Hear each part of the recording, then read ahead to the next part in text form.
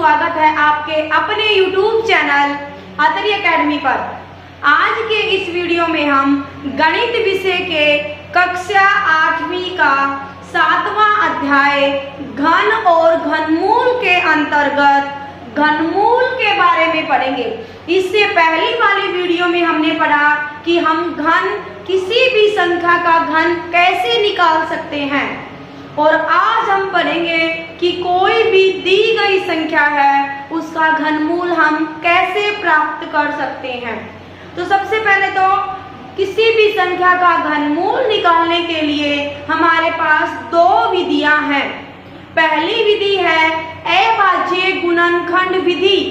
हम अभाज्य गुणनखंड विधि के द्वारा किसी भी दी गई संख्या का घनमूल निकालेंगे, और उसके बाद अभाज्य गुणनखंड विधि का प्रयोग ना करके सीधा घनमूल निकालना सीखेंगे। तो सबसे पहले हम करेंगे घनमूल निकालने के लिए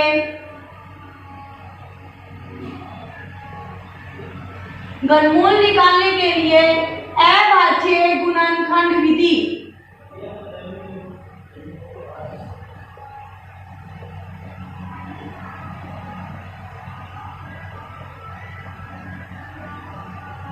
तो आइए मिलकर सीखते हैं कि अभाज्य गुणनखंड विधि के द्वारा कैसे हम किसी भी संख्या का घनमूल निकाल सकते हैं।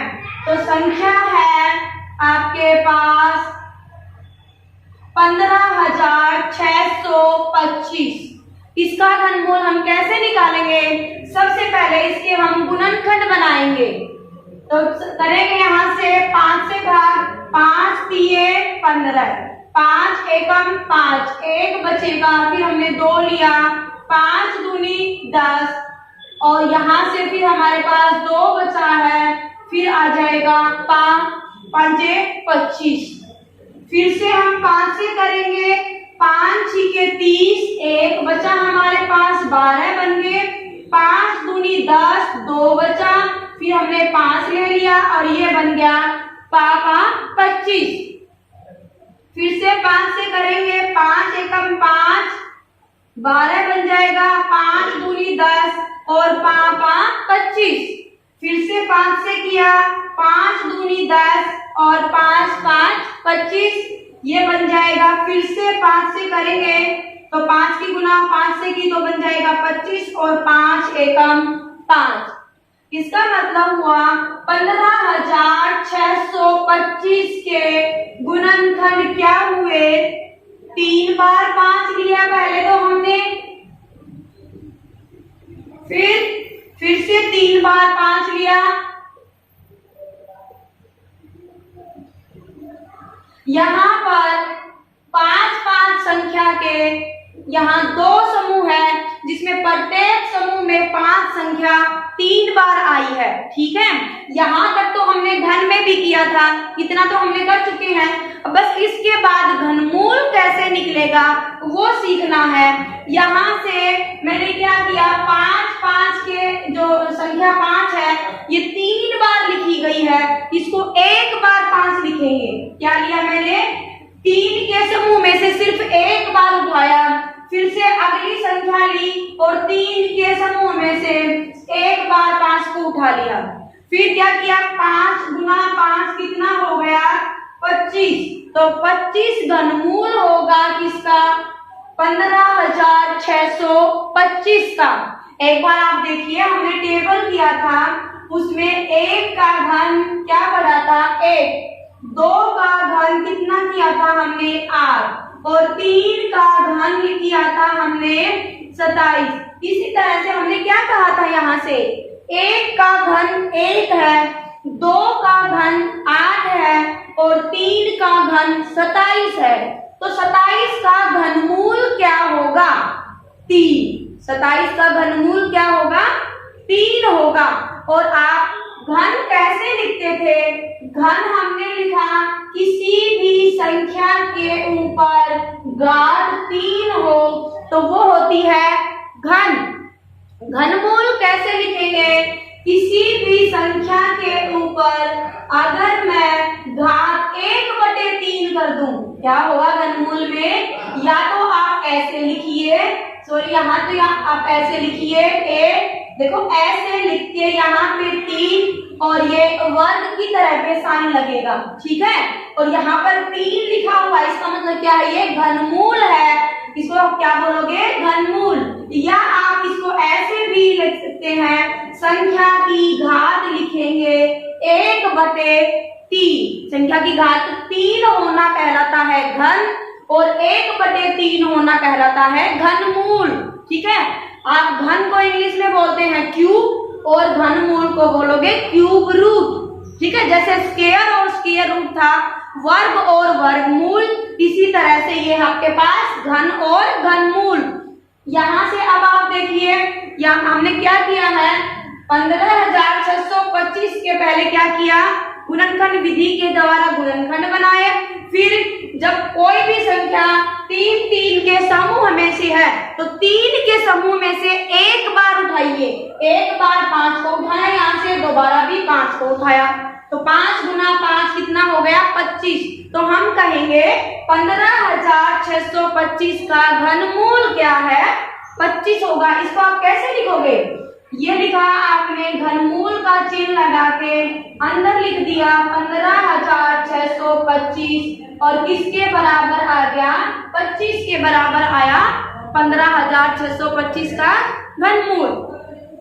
अब आगे देखिए आप, ये था किसी भी संख्या का अभाज्य गुणनखंड विधि द्वारा घनमूल निकालना।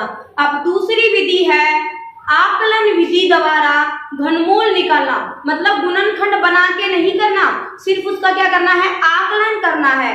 तो मैंने एक संख्या ली है, ये है 17,500, संख्या ली हमने 76 है, 17,576 एक संख्या ली। इसका हम घनमूल निकालेंगे आकलन विधि के द्वारा, मतलब यहां से हम गुणनखंड ना बना के सीधा घनमूल निकालेंगे। अब ये देखिए, सबसे पहले इसको ध्यान से देखिए आप, कैसे निकलेगा कि दी गई संख्या में दाएं तरफ से 3 के यहां से समूह बनाने शुरू कीजिए। 3 संख्या 576, ये इसका एक समूह बन गया और दूसरा समूह बना 17 का, ठीक है। यहाँ से और भी कोई भी संख्या हो सकती है, जैसे मैं ले लूं एक बार 3, 7, 5, 2, तो मैं यहाँ से 3 का एक समूह और पूरा करके अब जो ये बचा है इसका मेरा तीसरा समूह बन जाएगा, ठीक है। इस तरह से कितनी भी संख्याएं हों आपके पास, आप 3 के समूह बनाने शुरू करोगे और समूह की शुरुआत होगी आपके दाएं तरफ से, ठीक है। अब यहाँ से मैंने समूह बनाए तो हमारे पास कितनी थी, यहाँ से 3, यहाँ से 3 का एक समूह पूरा हो गया और इस समूह में सिर्फ 2 ही हैं संख्याएं, क्या, 1 और 7। अब आप जो सबसे पहला समूह होगा दाईं तरफ से, उसमें क्या करोगे, उसका इकाई का अंक देखोगे। क्या देखेंगे हम, इकाई का अंक देखेंगे। मैंने जैसे आपको टेबल में करवाया था, मैंने ये टेबल पिछली वीडियो में भी बताई थी आपको। इसमें मैंने क्या बताया था कि कोई भी संख्या जिसमें इकाई का अंक 2 है तो उसका घन निकालेंगे तो उसका इकाई का अंक क्या होगा, 8। और इसी तरह से किसी संख्या में इकाई का अंक 8 है तो उसके घन में इकाई का अंक क्या होगा, 2। और इसी तरह से 3 है तो किसी संख्या के घन में अगर घन निकालेंगे और उसमें इकाई का अंक 3 है तो घन में मिलेगा 7। और अगर संख्या में इकाई का अंक 7 है तो उसके घन में क्या मिलेगा, 3। तो ये क्या हुआ कि 2 से 8 का पेयर बनेगा और 3 से 7 का।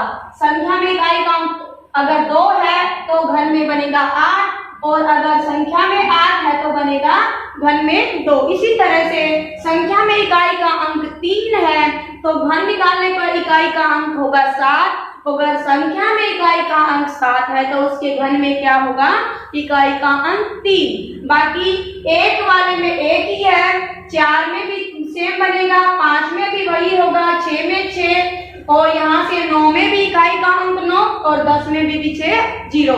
बाकी सारी जो 10 तक की संख्याएं हैं उनके घन में और संख्या में और उनके घन में इकाई का अंक बराबर रहेगा। तो इसी तरह से क्या होता है, घनमूल होता है। घनमूल में अगर इकाई का अंक 8 है, संख्या में अगर इकाई का अंक 8 है तो घनमूल में इकाई का अंक 2 होगा। अगर हमें किसी संख्या का घनमूल निकालना है और उस संख्या में इकाई का अंक 7 है तो उससे जो प्राप्त घनमूल होगा उसमें इकाई का अंक 3 होगा।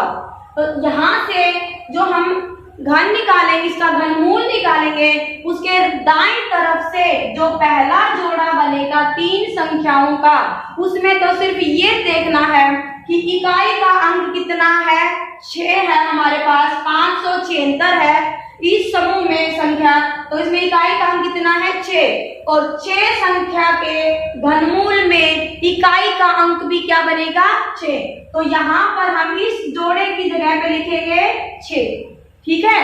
इसके बाद दूसरा जो हमारा जोड़ा है उसमें है 17।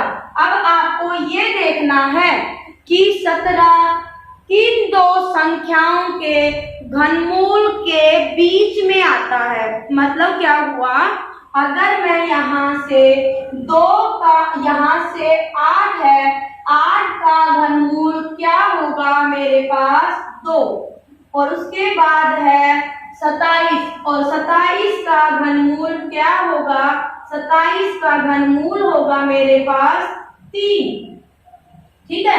तो ये 17 है, ये 8 और 27 के बीच की संख्या है। तो इन दोनों में से जो संख्या छोटी है, छोटी क्या है 8, और 8 का घनमूल होगा उसमें इकाई का अंक क्या होगा 2 होगा। तो आप यहाँ पे क्या लिखेंगे 2। इसका मतलब ये हुआ कि 17,576 का जब हम घनमूल निकालेंगे तो क्या होगा 26। तो ये कौन सी है, आकलन विधि द्वारा घनमूल निकालना। मैं एक बार फिर से बताती हूँ आपको, 17,576 कोई दी गई संख्या थी, उसमें आपने दाएं तरफ से 3 संख्या के 3 के समूह बनाए।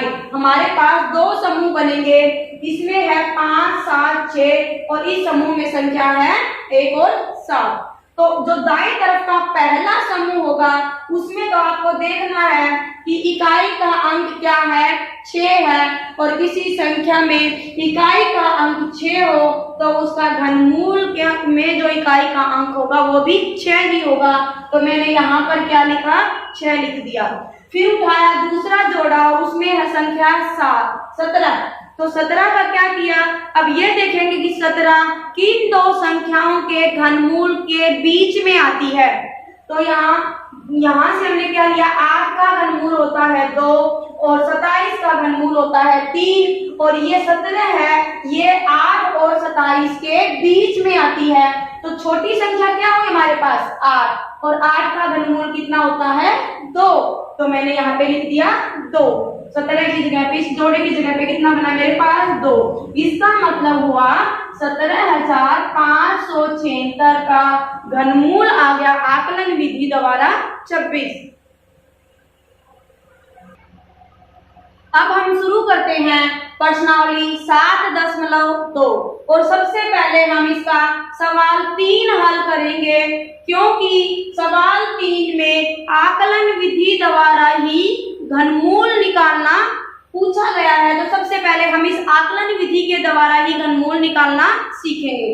इसमें पहले पूछा गया है कि बिना गुणनखंड किए बताइए कि 1331 एक पूर्ण घन संख्या है और इसका घन भी निकालना, इसका घनमूल भी निकालना है। एक बार देखिए, यहाँ से 1331 है।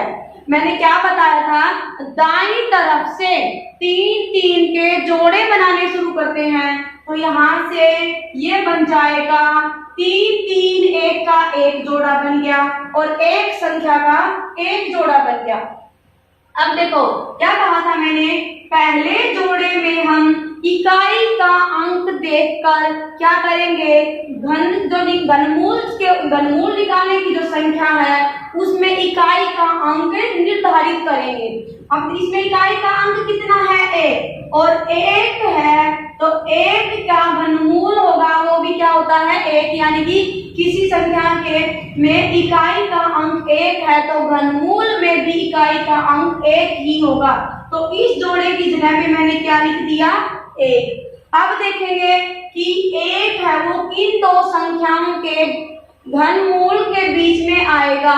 तो एक दो सीधा पहली ही संख्या है कि एक का घन भी एक होता है और एक का घनमूल भी एक ही होता है, तो मैं यहाँ पे भी लिख दूंगी एक। यानी कि क्या हुआ, 1331 का जब हमने घनमूल निकाला तो वो क्या बना मेरे पास, 11, यानी कि 11 का घन करें तो वो बनेगा 1331। अब इसी तरह से आपको 4913 का क्या करना है, घनमूल निकालना है। एक बार देखिए यहाँ से 4913, इसमें हमने क्या किया, यहाँ पीछे वाली जो तीन ये हैं डिजिट जो ले ली 913, इसका एक समूह बना दिया और 4 का दूसरा समूह बना दिया।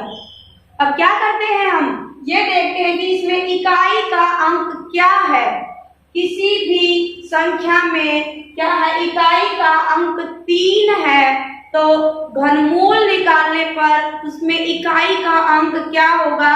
एक बार याद कीजिए, वीडियो को पॉज करके मैंने क्या बताया था, 3 का और 7 का जोड़ा बताया था और 2 और 8 का जोड़ा बताया था। बाकी जो भी संख्याएं हैं उनमें घन और घनमूल में इकाई के अंक क्या रहते हैं, समान रहते हैं। तो अगर यहाँ पे 3 है तो घनमूल निकालने के लिए जो संख्या प्राप्त होगी उसमें इकाई का अंक क्या होगा, 7। तो यहाँ पे तो मैंने इस जोड़े की जगह पे क्या लिख दिया, 7। फिर मेरे पास आ गया 4। अब आप चेक करेंगे कि 4 संख्या है वो किन दो के घनमूल के बीच में आती है। देखिए एक का घनमूल होता है एक बार मैं यहाँ लिख दूं, एक का घन होता है एक ही, और यहाँ से 2 का घन 8, यानी कि 8 का घनमूल हो गया 2। अब देखो आप यहाँ से ये 4 है वो 1 और 8 के बीच में आता है। 4 है वो क्या होगा, 1 और 8 के बीच में। मैंने क्या बताया था, आपको छोटे वाली संख्या उठानी है। तो छोटी संख्या क्या है मेरे पास, 1, तो मैं यहाँ पे लिख दूंगी 1।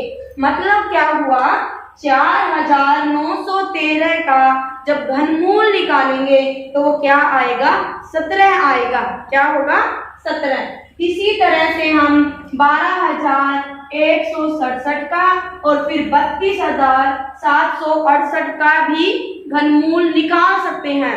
ये 12167 है, इसका घनमूल आप अपने आप निकालिए। अब मैं करवाती हूँ आपको आकलन विधि द्वारा 32768 का घनमूल निकालना। यहाँ पे हम लिखेंगे 32768, 32768। दाईं तरफ से 3 के समूह बनाने शुरू कीजिए। तो पहले समूह में आ जाएगा यहाँ से 768 और दूसरे समूह में आ जाएगा 3 2। यहाँ पे मेरे पास 2 समूह बन गए, ठीक है। अब देखिए यहाँ पे इकाई का अंक कितना है, 8 है। 8 के साथ किसका जोड़ा बनाया था हमने, 2 का, ठीक है। तो हम इस जो ये वाला जोड़ा है इसकी जगह पे मैंने क्या लिख दिया, 2। अब मैंने उठा लिया है 32 और हम चेक करेंगे कि 32 है ये किन दो संख्याओं के घनमूल के बीच में आएगी। अब देखिए आप यहाँ से 2 का यहाँ से घन बनेगा 8, यानी कि 8 का घनमूल होगा 2। चाहे आप ऐसे लिख दीजिए, 8 का घनमूल होगा 2 और 27 का घनमूल होगा 3 और इसके बाद 64 का घनमूल होगा वो होगा 4। अब आप देखिए 32 है वो 27 और 64 के बीच में आता है। 32 किसके बीच में आएगा? 27 और 64 के बीच में। तो इनमें छोटी संख्या क्या है? 3 है। छोटी संख्या कौन सी है? 3। तो मैं यहाँ पे लिख दूंगी 3। इसका मतलब क्या हुआ कि 32,768 का घनमूल निकल गया और वो कितना आया? 32। कितना आया? 32 आ गया। ठीक है, तो ये था कि बगैर गुणनखंड किए घनमूल निकालना। अब हम सवाल करेंगे 1 और 2 जिसमें गुणनखंड विधि के द्वारा हम क्या सीखेंगे? घनमूल निकालना सीखेंगे। अब है सवाल पहला, अभाज्य गुणनखंड विधि द्वारा निम्नलिखित संख्याओं का घनमूल ज्ञात करें। और पहला है 512। 512 का घनमूल निकालना सीखते हम। ये है 512, इसके हम गुणनखंड बनाएंगे। सबसे पहले यहाँ पे 2 है तो हम 2 से ही शुरू करते हैं। 2 दूनी 4, 1 बच गया। 2 5 10, फिर से 1 बचा और 2 छिक्के 12। फिर से हम यहाँ पे 6 है तो स्टार्ट करेंगे 2 से। 2 एकम 2, फिर 2 दूनी 4, 1 बचा हुआ है और 2 8 16। फिर हम 2 से शुरू करते हैं। 2 छिक्के 12 और 2 चौके 8, 64 आ गया। फिर से 2 से करेंगे तो 2 दिए 6 और 2 दूनी 4। फिर से हम 2 से करेंगे। 2 एकम 2, यहाँ 1 बचा और 2 छिके 12। फिर से हम 2 से करेंगे तो 16 क्या आ जाएगा? 2 8 16, 8 आ गया। फिर से 2 से किया तो ये आ जाएगा 2 चौके 8 और फिर से 2 से किया तो यहाँ पर आ गया 2 दूनी 4 और यहाँ आ गया 2 एकम 2। अब हम 512 को क्या लिख सकते हैं? 1 2 3, 1 2 3, 1 2 3, यानी कि 2 में 3 बार पेड़ बनेंगे। 2 गुना 2 गुना 2। फिर से यहाँ से 2 गुना 2 गुना 2 और फिर बनेगा 2 गुना 2 गुना में 2। यहाँ से देखिए 2 2 के एक समूह पूरा हुआ 3 बार आने से, यहाँ से दूसरा समूह भी पूरा हो गया और यहाँ से तीसरा समूह भी। तो मैंने क्या किया? घनमूल निकालेंगे। 1 मिनट। इसमें यहाँ से पहले समूह में से हमने 1 बार 2 उठाया, फिर दूसरे समूह में से भी हमने 2 उठाया और फिर तीसरे समूह में भी हमने 2 उठाया। मतलब 2 भी 3 बार गुना 2 गुना 2 गुना 2 क्या बनेगा? 2 दूनी 4 और 4 दूनी 8। ये क्या हो गया? 8। मतलब 512 का घनमूल क्या बनेगा? 8 बनेगा। आप कैसे लिखोगे इसको? 512, यहाँ से घनमूल का निशान लगाएंगे हम और क्या लिख देंगे? बराबर है 8। इस तरह से क्या किया हमने? गुणनखंड विधि के द्वारा 512 का घनमूल निकाला। इसके बाद अब हम निकालेंगे 10,648 का घनमूल। इसमें देखिए, इसमें इकाई का अंक 8 है तो हम लेंगे पहले 2 से भाग करेंगे। 2 5 10, 2 3 6, 2 दूनी 4 और 2 चौके 8। फिर यहाँ पर 4 आया तो हम फिर से 2 से करेंगे। 2 दूनी 4, 1 बचा और यहाँ से मैंने लिख दिया 2 छिके 12 है तो यहाँ पे भी फिर 1 बचा हुआ हमारे पास। 2 लिया तो 2 छिके 12 और 2 दूनी आ गया 4। फिर यहाँ पर 2 है तो मैं 2 से करूंगी। 2 एकम 2, 2 3 6, 2 3 6 और 2 एकम 2। अब यहाँ पर आ गया 1 तो ये 2 से तो जाएगा नहीं। फिर हम देखते हैं कि 3 से जाएगा या नहीं। अब हम 3 से जाने पर अगर कोई भी संख्या 3 से बाहर होती है तो क्या करते हैं? उस संख्या के जो अंक है उनको देखते हैं, उनका योग करते हैं। 3 और 1 4 और 3 7 और 1 8। हमारे पास जोड़ करने पर जोड़ कितना आया 8। क्या 8 3 से भाग जाएगा? नहीं। इसका मतलब ये संख्या है ये भी 3 से भाग नहीं जाएगी। तो इसके बाद हम कर सकते हैं यहाँ से 7 से, तो वो 7 से भी भाग नहीं होगी। इसे होगी अब ये 11 से भाग होगी। यहाँ से करेंगे 11 एकम 11, कितना बचा हमारे पास 2, और फिर हमने 3 लिया तो ये बन गया 23। 11 दूनी 22, एक बचा और 11 एकम 11। फिर से हम करेंगे 11 से, 11 एकम 11 और 11 एकम 11। अब फिर से हमने किससे लिया 11 से, तो बन गया हमारे पास 1। क्या है 10,648 को हम लिख सकते हैं 2 का 1 जोड़ा पूरा हुआ, 2 गुना 2 गुना 2, फिर 11 का गुना में 11 गुना 11 और गुना में 11। तो इस जोड़े में से हम क्या करते हैं एक संख्या को उठाते हैं। 3 3 के जो हम जोड़े बना रहे हैं घन और घनमूल में, तो घनमूल में क्या करते हैं 3 के जोड़ों में से एक संख्या उठाएंगे। यहाँ से मैं 2 उठाऊंगी और यहाँ से मैं उठाऊंगी 11। क्या करेंगे 2 गुना में 11 कितना बन गया 22। इसका मतलब ये हुआ कि 10,648 का घनमूल क्या होगा, 10,648 का घनमूल मेरे पास कितना आया है 22। ठीक है, इसको हम बोलेंगे कि अभाज्य गुणनखंड विधि द्वारा घनमूल निकालना। अब हम निकालेंगे 1,75,616 का घनमूल। दी गई संख्या में इकाई का अंक 6 है तो हम 2 से भाग कर सकते हैं।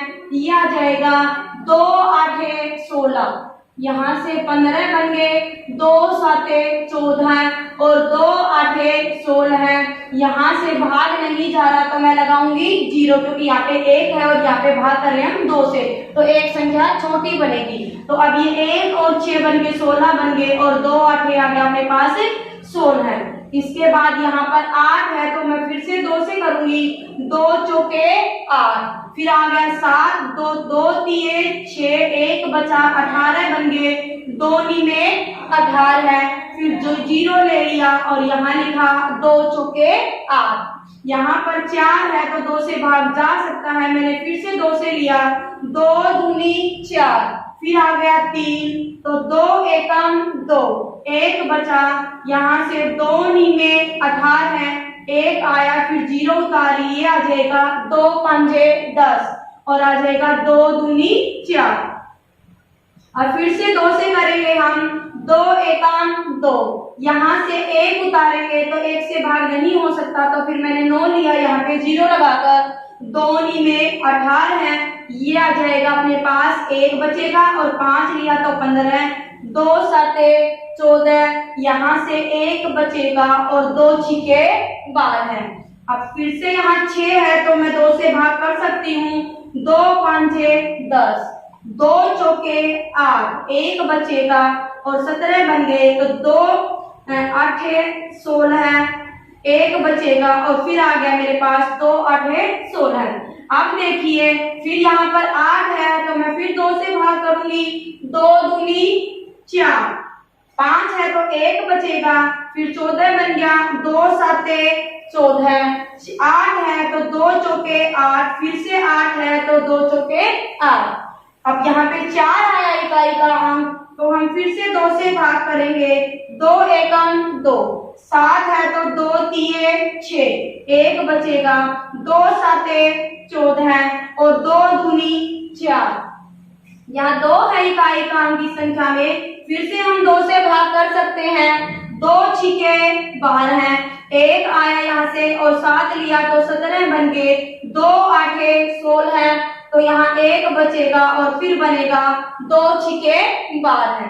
फिर हम 2 से करेंगे, 2 3 6 और 2 चौके 8 और 2 3 6, हमारे पास संख्या क्या है 343। 343 को हम भाग करेंगे तो ये बनेगी 7 से भाग जाएगा, 3 आने के लिए हम क्या करेंगे, 3 आ चुका है यहाँ पर, तो ये 2 से भाग तो जाएगी नहीं। और फिर जब हम इस 343 में अंकों का योग करेंगे तो 3 और 4 7 और 3 10 10 है वो 3 से भाग नहीं जाता।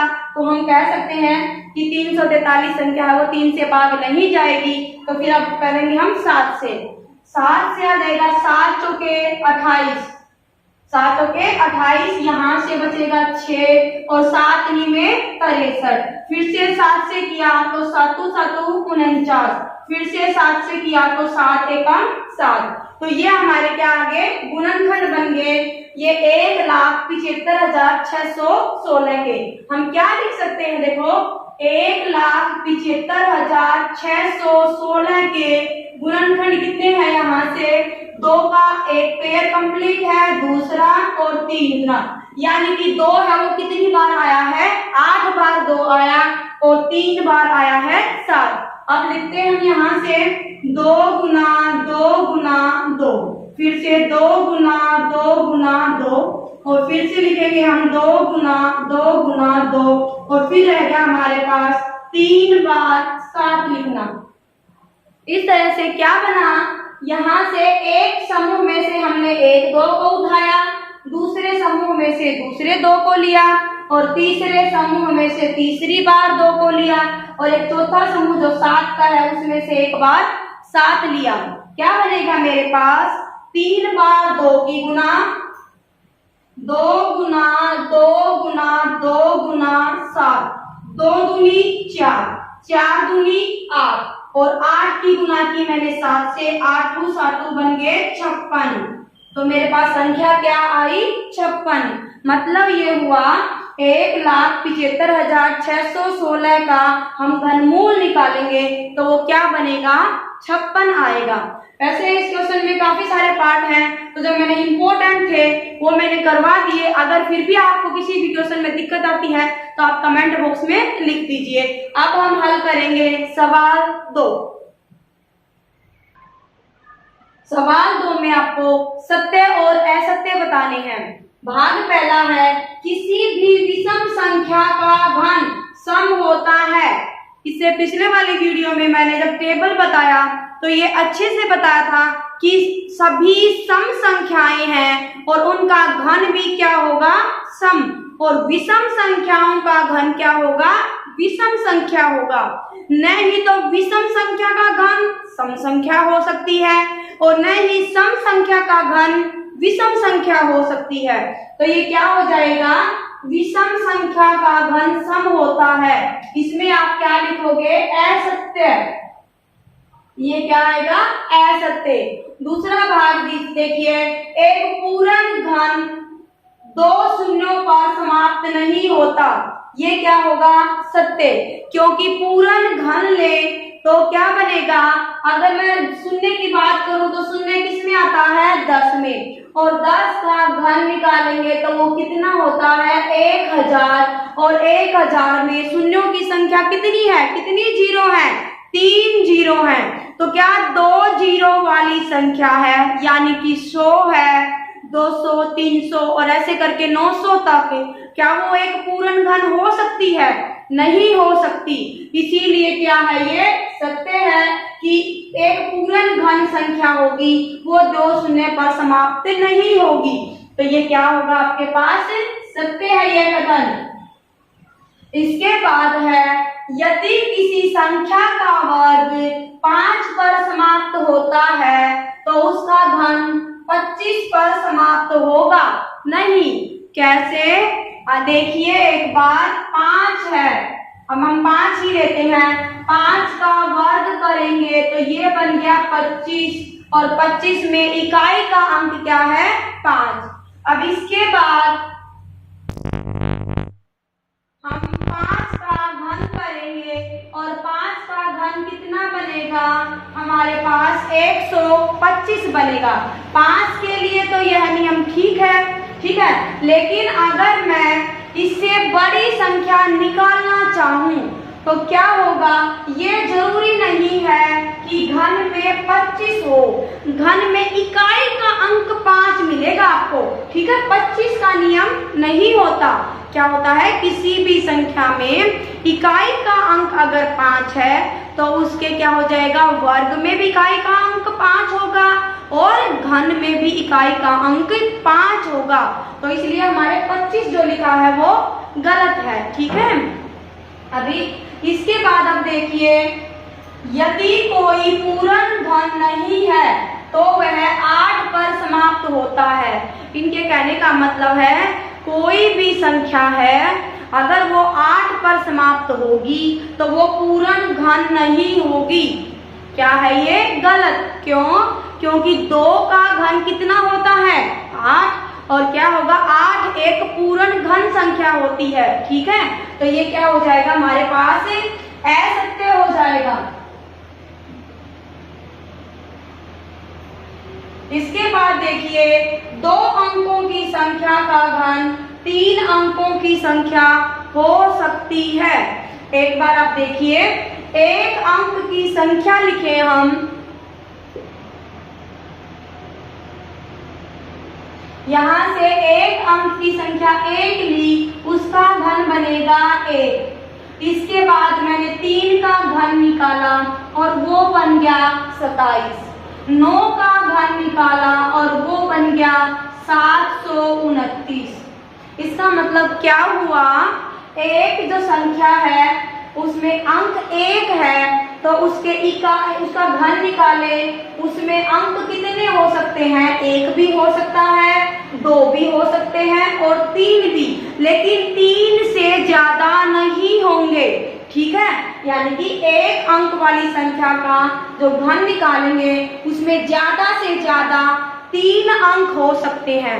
इसी तरह से 2 अंकों वाली संख्या का घन निकालें तो उसमें ज्यादा से ज्यादा कितने अंक हो सकते हैं, 6 अंक हो सकते हैं, 6 से ज्यादा नहीं होंगे। मतलब 1 अंक वाली संख्या में कितने अंक होंगे, 1 अंक वाली संख्या का घन निकालेंगे यहाँ से तो अंक कितने हो सकते हैं, ज्यादा से ज्यादा 3, 1 भी हो सकता है, 2 भी हो सकता है और 3 भी हो सकता है। ऐसे ही 2 अंक वाली संख्या का घन निकालें तो उसमें ज्यादा से ज्यादा अंक कितने होंगे, 3 का मतलब क्या होगा, सॉरी 6 होंगे। 6 का मतलब है 4 भी हो सकते हैं, 5 भी हो सकते हैं, 6 भी हो सकते हैं, 6 से ज्यादा नहीं होंगे। इसी तरह से अगर हम 3 अंकों की संख्या का घन निकालें तो उसमें ज्यादा से ज्यादा अंक कितने होंगे, घन संख्या में 9 होंगे, 9 से ज्यादा नहीं होंगे। मतलब वो यहाँ तक 6 पे रुके थे हम, तो यहाँ से क्या बनेगा आपके पास, 7, 8, 9। क्या होगा इसमें, 7 भी हो सकते हैं, 8 भी, 9 और 9 से ज्यादा नहीं होंगे।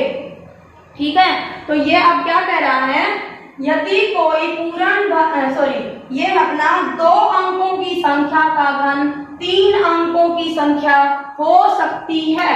तो देखिए यहाँ से 2 अंकों की संख्या का जो घन निकाले, क्या वो 3 अंकों की हो सकती है, नहीं, 3 अंकों की संख्या का घन होगा वो क्या होगी, 1 अंक की संख्या का घन होगा वो 3 अंक की हो सकती है। और 2 वाली के लिए क्या होंगे, 4 भी हो सकते हैं, 5 भी हो सकते हैं और 6 भी हो सकते हैं। न ही तो 7 होंगे और न ही 3 होंगे।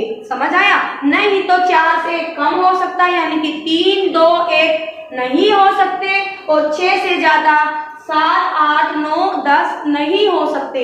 इसका मतलब ये हमारे पास फिक्स है कि 1 अंक की संख्या के लिए ज्यादा से ज्यादा अंक होंगे, 1, 2 और 1 भी हो सकते हैं और 3 भी हो सकता है।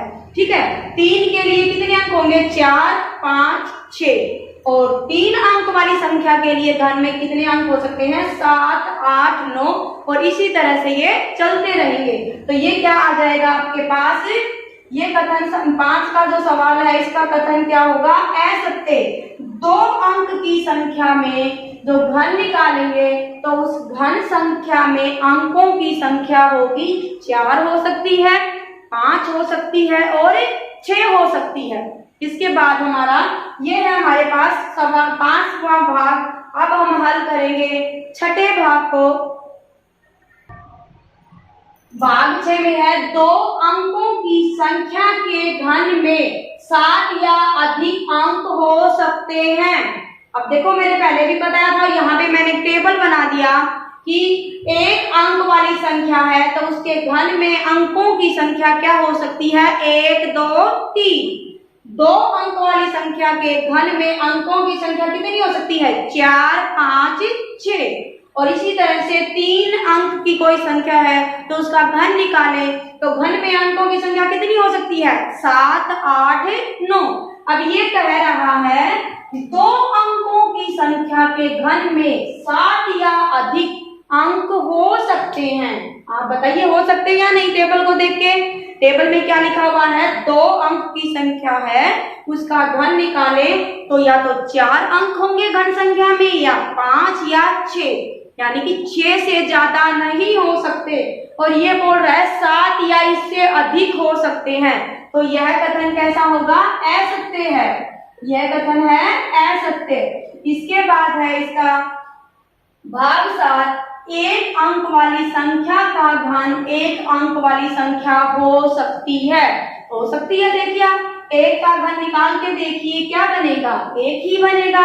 और वैसे भी हमारे टेबल की सहायता से हम देख सकते हैं कि 1 अंक की संख्या है उसकी घन संख्या में 1 भी अंक हो सकता है, 2 भी हो सकते हैं और 3 भी हो सकते हैं। तो ये कथन क्या है, सत्य है। ये कथन क्या होगा, सत्य कथन है।